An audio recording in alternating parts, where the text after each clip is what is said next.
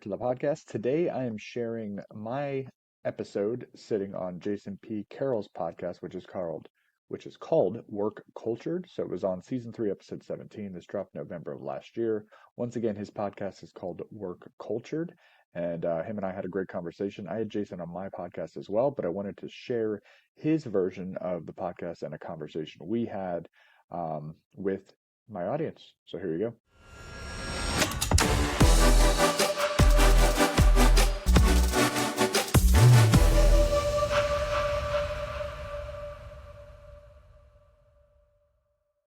All right, welcome back to the Work Cultured podcast. We're glad you're here with us. Today we've got BrandonStanchock. That's a hard name to say, but hey, he's with us. He is the CEO of SWF Industrial and the host of the Just Some BS podcast. BS having a couple double meaning there. Brandon, hey, welcome on the podcast. Thanks for being here. Why don't you give us a high level who you are, and then we'll dive in. Sure. Thanks, Jason.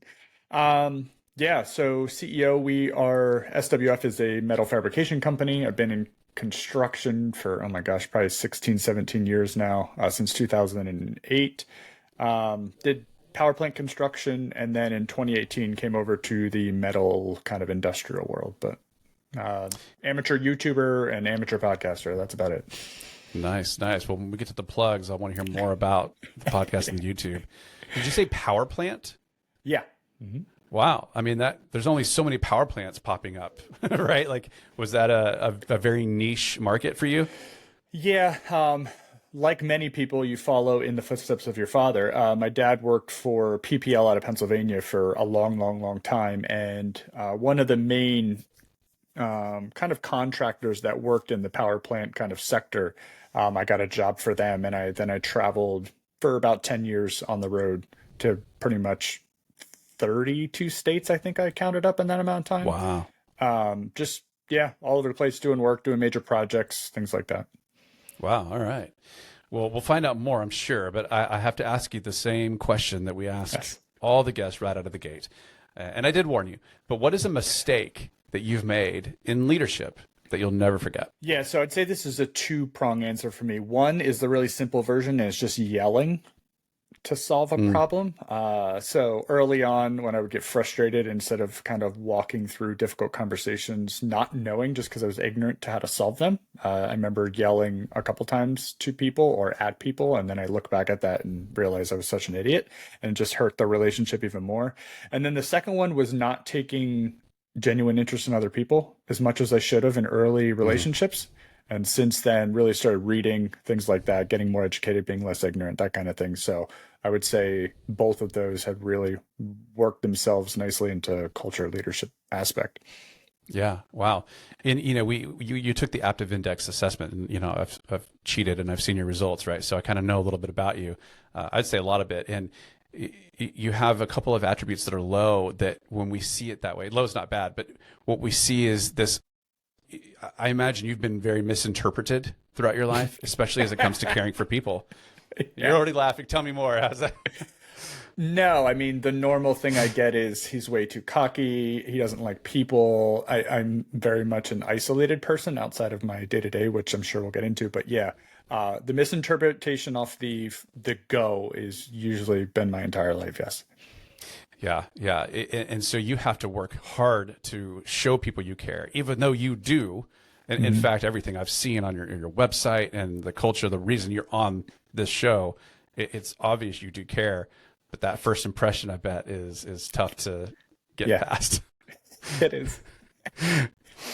So give me a little bit of background, right? You started this company, or you became the CEO of this company? No, so my father-in-law actually started the company in '84, and then I came over in '18 only because he was going through health stuff at that point in time, and we didn't really have a succession plan at that point in time. So we all sat in a living room, and at that point in time, we looked around the room and kind of raised my hand. It took me about a month to make that decision because I loved what I was doing at that point in time. Really? So came over and worked with Al for about 2 years till we finally got him retired until he passed away. He had early onset Alzheimer's dementia. that set in. So it was that transition period that we tried to get everything under wraps. And yeah, so 18, I came over, and then the rest is kind of where we are right now. Yeah, yeah, man, I bet that was tough on the fam. Yeah, it was. Especially your wife. Yeah. Wow. And so you started as a vice president, slid in almost 4 years ago as CEO. What are some of the things that hurdles that you've had to hop over with that transition, with everything that happened? Just give me some insight to what you've kind of had to struggle with there. Worst one, probably imposter syndrome. Yeah. One, because it's not mine. I didn't build it. I'm probably not qualified. All of those things, right? And not pushing too hard on the things of least resistance early on for me is what my president told me actually when I was leaving my old job.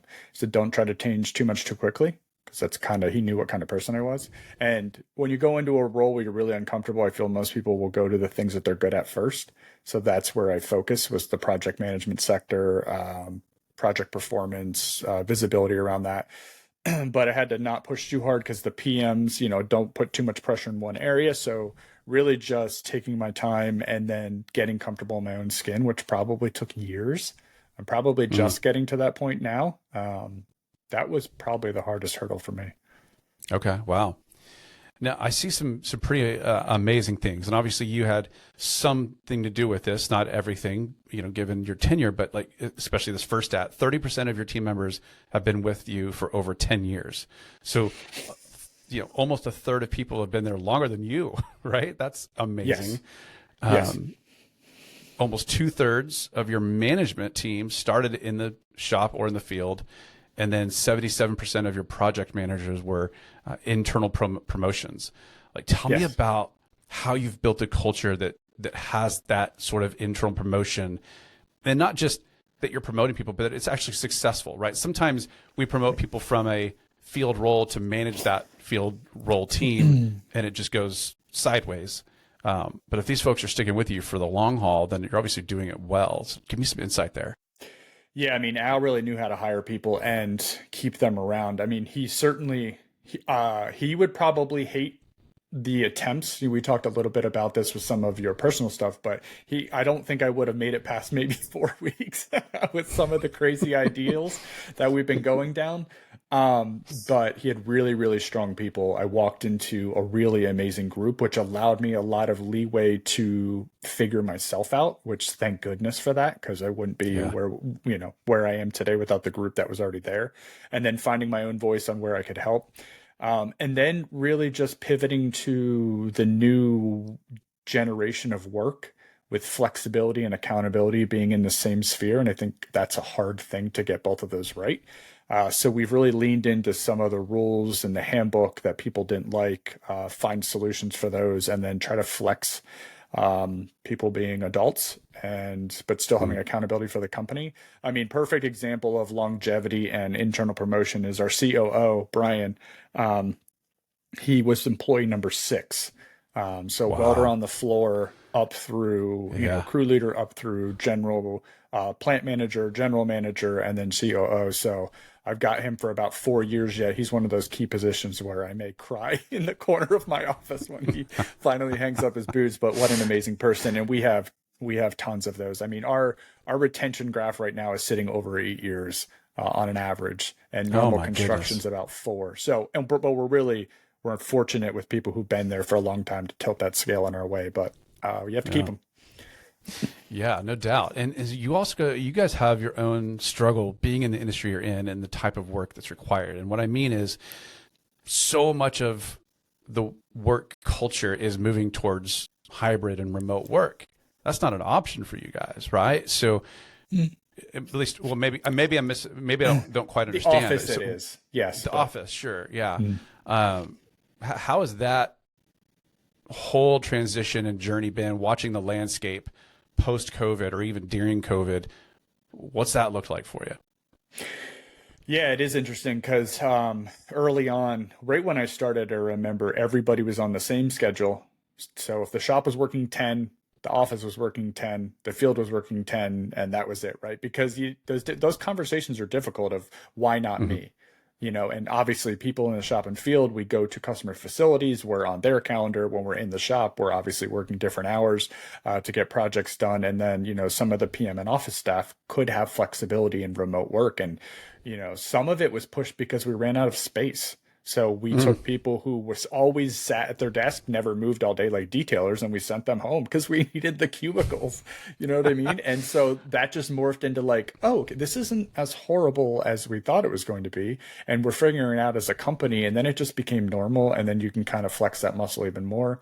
And then for the shop, and field people, it's something to look up to aspire to. If you'd like to get into PM leadership role, any type of management position, that can come some with that territory. Yeah. What were some of the difficult conversations like in terms of taking that everything's uniform and breaking it apart, so to speak, right? Segmenting it and having some people with certain privileges when other people didn't have them. Yeah, and it's making sure you keep a balance. So one ways we do that is the shop has multiple calendars to choose from on what they want to work, whether they want to work 8s, 8.5, 9s, 10s, 11s, whatever that is, that whatever their family needs and they need, as long as, and our office job is to keep the work coming in. So all of our people have exactly amount of hours they want. So that's the pressure on the office because we all work for everyone in the shop and field. So some of the conversations early on that were difficult was, how do I know they're working if they're not here? If I can't touch them on the shoulder, how do I know? So I'm a very data-driven person. I think you could have people sitting in an office for 10 hours and still not getting productivity, which most of us know, but it's hard to wrap your head around that. So we go for results. We have lots of data, lots of reports, lots of meetings that we cover that accountability piece, I think, pretty nicely. And then it's just, having real conversations with people. We did a lot of that during COVID because no one really knew what was going on. So we just had open conversations of, how are you feeling? What are you doing? What would you do? What does this mean to you? That kind of thing. Yeah. It seems like you really have a sense of compassion and care for people. And I'm curious where you've looked in terms of whether it was podcasts or books or other leaders to really get your own strategies to build a good culture and have that retention and all the things that you are doing well. Yeah, I'm not sure I even know. With traveling so much, I saw a lot of what not to do and what to do just by the way people reacted to different project managers that I was working. What was really cool about all my traveling is every time I showed up to a new site, I was the only permanent employee. Most of the people I was working with were temporary and they all knew each other. So I was coming in as the outsider. And then I had to, 2, 3, 4 month time frame had to become a pivotal part of the team. So I really learned how to, I think, navigate those waters very quickly, have crucial conversations with people very quickly, become really a part of a team, be likable, but still hold accountability, still hold myself accountable to my own responsibilities, that kind of thing. So I think that helped me hone that. And I watched some terrible things, and I was a part of those terrible things on how I was treated from certain people in the past. And once you go through some of that, you realize, one, how you don't want to make other people feel, and two, everything's kind of easy when you get humiliated in front of other adults, like in a work setting, you know what I mean? And so when you go through that, you don't want to ever do that to someone else. So I think I learned that very early on, how ruthless the construction industry can be. So I think that helped me. And then difficult conversations have never scared me. I don't know where that came from. But I learned it on very quickly. So I'm not afraid to, just have one-on-ones and go up and talk it out instead of sending emails or texts or whatever. Yeah. How has the makeup of your executive leadership changed since you came on to now? Yeah. So what's interesting is we probably got rid of like the manager meeting on a monthly basis because we just talk in other ways so frequently and so openly. I don't know, super transparent. I'm a very transparent person. I give a lot of data away to the entire company because I want everybody engaged. I think engagement wins on safety, efficiency, culture, blah, you name it. Because engaged workers actually care, and there's a reason that they care. So we're all trying to get from a team perspective on engaged to the entire company. But like explaining insurance performance to an entire group of people. It's what I do every Wednesday on a safety roundtable for the last month, right? But I do think it makes a difference. So engagement, transparency, data, flexibility, all that stuff, I think, is the main changes. Personnel really hasn't changed, so I was able to bed that in with kind of the group we had. Yeah. All those, there's all tons of studies out there about employee engagement and how many are engaged, disengaged, actively disengaged, all that. What we don't talk about very often is how closely tied engagement is to organizational trust. And and trust is this really strange thing that we could go on about for hours, but the best way to get to trust is to give it first. And that transparency that you're talking about is a way for you to give people trust. You're trusting them with this data. You're trusting them with these, this insight into the kind of behind the curtains of the company. And when they feel trusted, it causes them to trust, and it causes them to feel engaged. And it's real interesting. Even if there's not an intentionality behind that, you're having that impact. And I think that's fantastic. Yeah, it was only intention to try to improve. I don't think I made the connection to trust equals trust.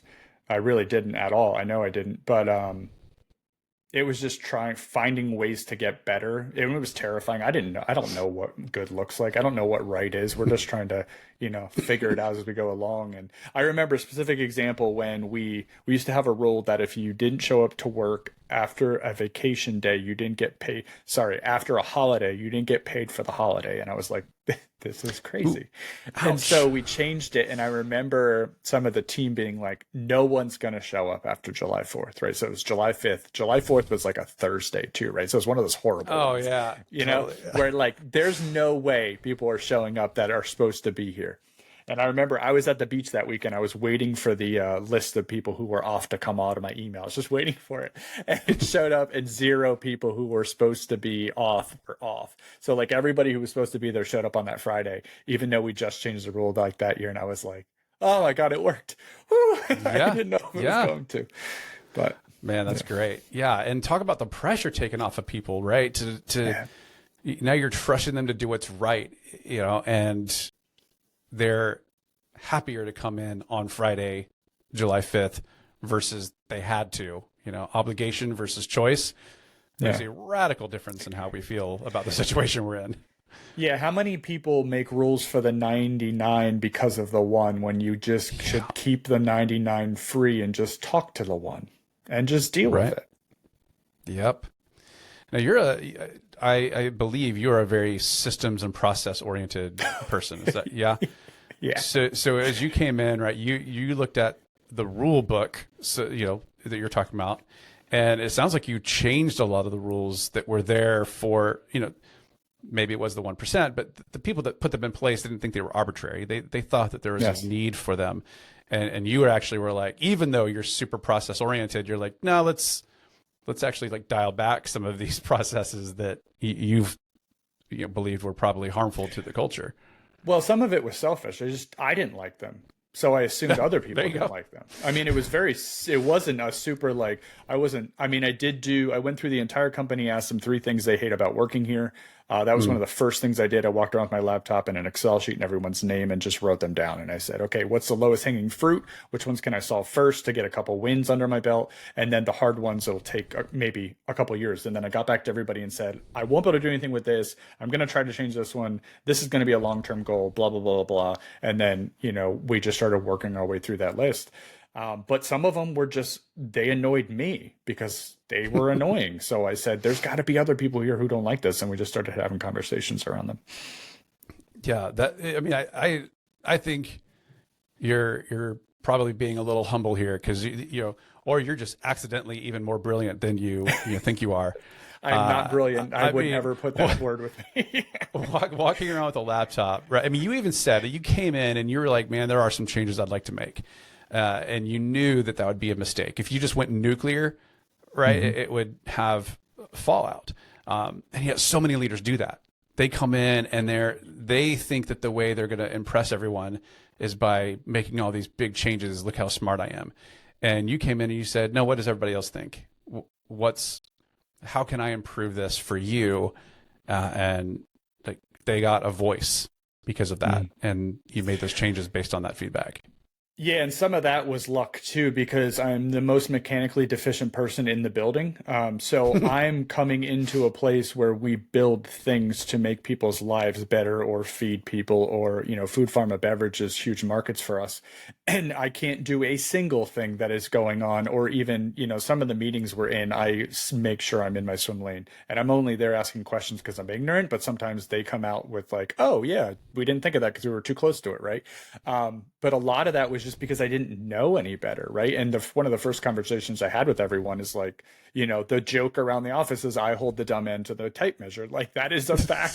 That's what my dad makes me do, because my dad can build anything and I can't, but he calls me a bo and his Wi-Fi is broken, right? So we all have superpowers, but building things that's not for me. I love the irony of what you just said. And for those who are listening instead of watching, Brandon's backdrop is like one of those like tool pegboards with tools hanging up behind him. I didn't put that up myself. Oh gosh, that's fucking brilliant. Oh my goodness. Oops, swear jar. So okay, so you're probably a lot more settled in now after 4 years of this, and probably striving for some company growth. What do you see as the next hurdle, the next challenge that is going to keep you up at night? Filling people's potential. Say more. Because I don't want them to leave, but I also want them to become the best version of themselves, and I want to have opportunity for high pot people, because we have a lot of them. The problem is we have a lot of high what people? Sorry, high potential. Sorry, high pot came from my previous employer, but yeah. So they called high pot or high potential people, people that have a high ceiling for leadership, management, just doing really high value tasks. And we have considerable amounts of them who are very hungry, who are younger, middle. It doesn't really matter. They're kind of all over the place. But I also have older individuals who are still very, very good at their job, and that generation they love work. And it is a bit of their identity. So they don't need to, nor do I really want them to go. And it's that balance between the two. Growth in what way to make sure that we can keep the hungry people with us. Yeah, that's hard. I mean, what a great problem to have, though, right? That you have so many people with high potential. But yeah, you want to care for them. You want to give them that opportunity to reach their potential. But you can't do it with everybody all at once, because then there's no positions left. Yes. That's an interesting conundrum you've got. How are you going? Go ahead. I was going to say, it's against I'm not an entrepreneur at all. I'm a manager. Like, that is my superpower.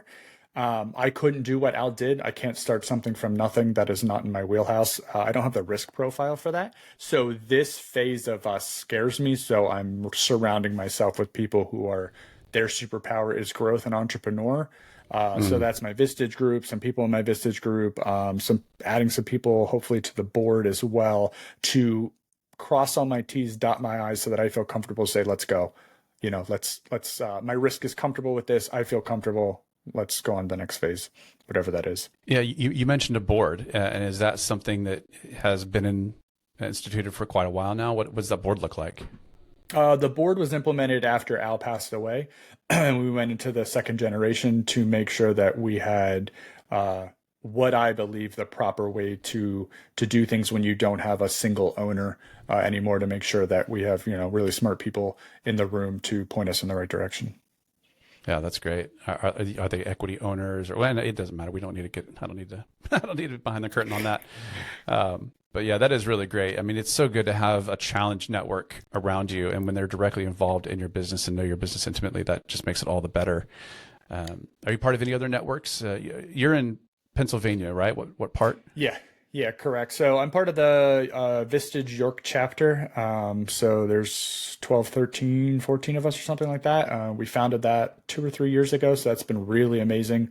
I'm trying to start potentially. This is like kind of fresh off the presses, but I'm looking to work with another colleague to do a bit of like a manufacturing group, because we don't really have one for this area, but we have tons of industrial manufacturing. So that is one thing I've wanted to be a part of, is kind of an industry group, because I'm very novice to that. So looking to do something with that. Yeah. There's a pretty thriving regional manufacturers association here in Austin called ARMA. really fantastic people. And yeah, I'd love to hear later on when you've started that, how it's going. Yeah, I don't even know if anything will come about it, but we're going to at least ask the question.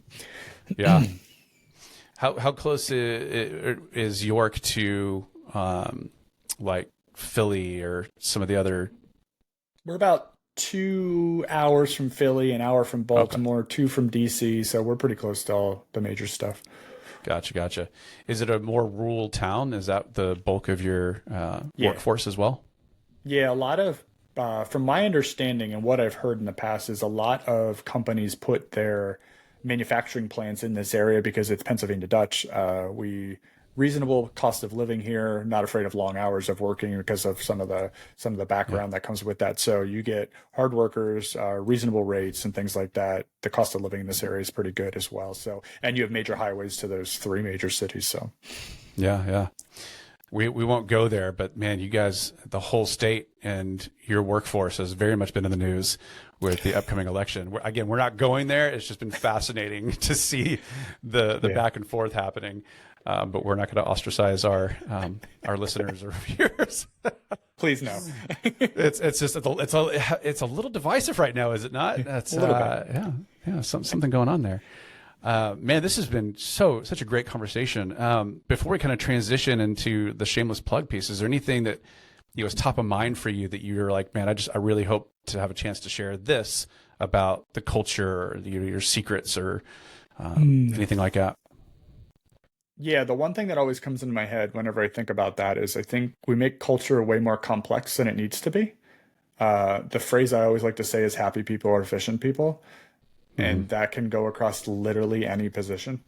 So it's very simple. Totally. If you hate it, someone else probably does too. So it does not have to be that complicated. It can really just be around asking questions. And if you are unsure in what direction to go, just start asking people's opinion, especially if it affects more than just yourself. That is, I found the fastest way is to just put that scary thing in your back pocket and then just start getting some data from your people to find out how they feel.